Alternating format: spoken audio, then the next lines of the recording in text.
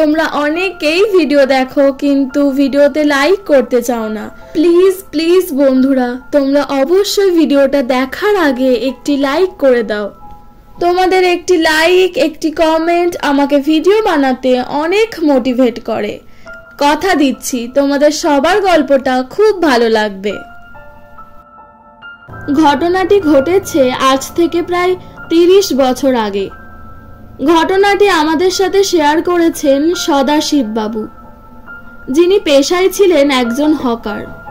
তিনি গত 30 বছর ধরে হকারি পেশার সাথে নিযুক্ত।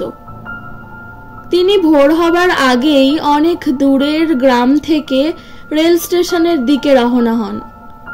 সারাদিন ট্রেন থেকে ট্রেনে হকারি করে বেড়ান। বাড়ি ফিরতে ফিরতে প্রায় রাত হয়ে যায় তার। সদাশিব বাবুর মুখে বলা ঘটনাটি হুবহু আমি আপনাদের সামনে তুলে ধরছি। আমি সদাশিব, বয়স 50। আমি রোজ গ্রাম থেকে পায়ে হেঁটে ট্রেনে হকারি করতে যাই। আমি ট্রেনে করে পান সিগারেট বিক্রি করি। আমার গ্রাম থেকে স্টেশনে যাওয়ার পথে একটা বড় কবরস্থানের পাশ দিয়ে পার হয়ে যেতে হয়। ঘটনাটি সেই কবরস্থান নিয়েই। ট্রেনে সবকিছু বিক্রির পরে বাড়ি ফিরছিলাম। সেদিন ট্রেন ঢিলে থাকার কারণে বেশ খানিকটা দেরি হয়ে যায়। স্টেশন থেকে বেরোনোর সময় দেখলাম রাত তখন 2:30 বাজে। এমন দেরি এর আগে কখনো হয়নি। তাও সিগারেট জ্বালিয়ে হাঁটা শুরু করলাম। আমি হেঁটে যাচ্ছিলাম, প্রায় 30 মিনিট পর সেই কবরস্থানের কাছে চলে আসলাম। এখান থেকে আমার বাড়ি আর 20 মিনিটের রাস্তা। কবরস্থানটি দেখার পর কেন জানি না বুকের ভেতরটা মোচড় দিয়ে উঠল। আগানোর আর ইচ্ছা হলো না। এখান থেকে ঘুরে যাওয়া যাবে, কিন্তু সেখান থেকে ঘুরে গেলে আরো ঘন্টাখানেক সময় লাগবে। অযথা ঝামেলার কথা ভেবে বাদ দিলাম। শুনেছিলাম আগুন দেখলে নাকি ভূত কাছে আসে না, তাই সিগারেটটাতে টান না দিয়ে জ্বালিয়ে রাখলাম। 20 থেকে 25 কদর আগানোর পর কবরস্থানটির একদম কাছে চলে আসলাম। এখানকার কাহিনী জানার পর কোনো ওয়াচম্যান আর থাকে না। কেউ সাহস করে থাকলেও বেশি দিন টিকে না। শোনা যায় শয়তানের বাস এই কবরস্থানে। আমি মনে হালকা সাহস নিয়ে এগোতে থাকলাম। 10 মিনিট হাঁটার পর মনে হলো আমি সেখানেই আছি। 1 ইঞ্চিও এগোতে পারিনি। কিন্তু আমি তো সেই কখন থেকেই হাঁটছি। হঠাৎ করে একটা চাপা কান্নার শব্দ শুনতে পেলাম।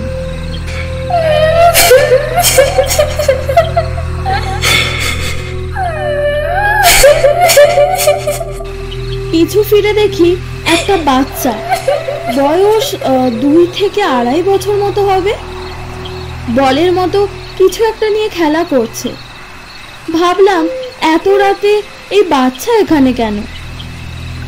হয়তো কেউ ফেলে রেখে গেছে। কাছে গেলাম গুটি গুটি পায়ে। কাছে গিয়ে বাচ্চাটাকে কোলে নেওয়ার চেষ্টা করলাম, কিন্তু কোনোভাবেই উঠাতে পারলাম না তাকে। এইটুকু বাচ্চার শরীরে এত শক্তি! যেই বাচ্চাটার গালে হাত দিলাম আমার দিকে হঠাৎ করে তাকালো। আমি সত্যি ভাবিনি এমনটা আমার জন্য অপেক্ষা করছে।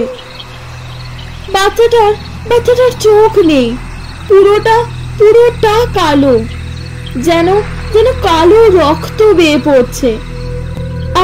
আর মুখ দিয়ে বলছে, ভুল করেছিস সদাশিব, বড় ভুল করেছিস। এই রাস্তা দিয়ে আসা তোর একদম ঠিক হয়নি, ভুল করেছিস, বড় ভুল করেছিস তুই। হঠাৎ করে দেখি বাচ্চাটা উধাও। বলের জায়গায় যেন অন্য কিছু। একটু নিচু হয়ে দেখি একটা মাথা, কেটে ফেলা মানুষের মাথা। ভালো ভালো করে খেয়াল করে দেখি, সেটি সেটি আর কারণ নয়, আমারই মাথা। পুরো শরীর দিয়ে যেন যেন বিদ্যুৎ খেলে গেল।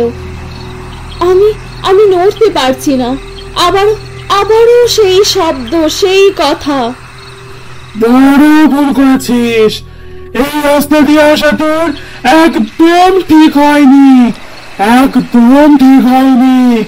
ভুল করেছিস, বড় ভুল করেছিস তুই। পিছনে ফিরে দেখি একটা একটা কুকুর, একদম কালো কুচকুচে, চোখটাও কালো, যেন যেন সে অন্ধকারে ভাসছে। কিন্তু কিন্তু অবাক কাণ্ড, সে দুই পায়ে ভর করে দাঁড়িয়ে, ঠিক ঠিক মানুষেরই মতন, আর এক হাত দিয়ে একটা মাথা ধরে আছে। ভালো করে খেয়াল করে দেখি, আবারও আমারই মাথা। এবার আর নিজেকে সামলাতে পারলাম না, সেখানেই অজ্ঞান হয়ে গেলাম। চোখ যখন খুলি, দেখতে পেলাম কবরস্থানের ঠিক কিছুটা সামনে একটা মসজিদ ছিল। সেখানকার হুজুর সাহেব আমাকে জিজ্ঞেস করলো কি হয়েছিল। তাকে সব ঘটনা বলার পর এসবের কারণ জানতে চাইলাম। হুজুর আমাকে বললেন, কিছুদিন আগে একটা বৃত্তশালী পরিবারের 2 থেকে 2.5 বছরের বাচ্চাটিকে কয়েকজন তুলে নিয়ে আসে। তারা ঠিকমতো টাকা না পাওয়ায় বাচ্চাটির চোখ তুলে নিয়ে মাথা কেটে ফেলে। চোখ আর মাথা কুকুরকে দিয়ে দেয় খাওয়ার জন্য, আর বাকি দেহটুকু সেখানেই কবর দেয়।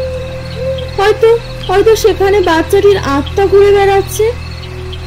আমরা শত চেষ্টা করেও তার শান্তি আনতে পারছি না। হয়তো প্রতিশোধের আগুনে জ্বলছে সে।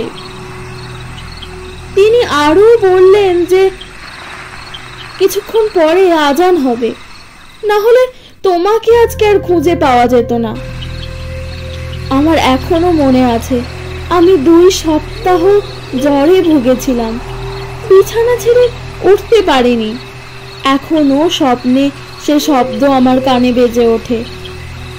বড় ভুল করেছিস, এই রাস্তা দিয়ে আসা তোর একদম ঠিক হয়নি, একদম ঠিক হয়নি। ভুল করেছিস, বড় ভুল করেছিস তুই। প্রিয় শ্রোতা বন্ধুরা, কেমন লাগলো আজকের গল্পটা তোমাদের? ভালো লাগলে অবশ্যই একটা কমেন্ট করে দিও। অপেক্ষায় থাকবো একটি মতামতের। খুব তাড়াতাড়ি নিয়ে চলে আসবো তোমাদের পছন্দের আরো একটি গল্প। ততক্ষণ পর্যন্ত সবাই ভালো থেকো, সুস্থ থেকো, আমার পাশে থেকো।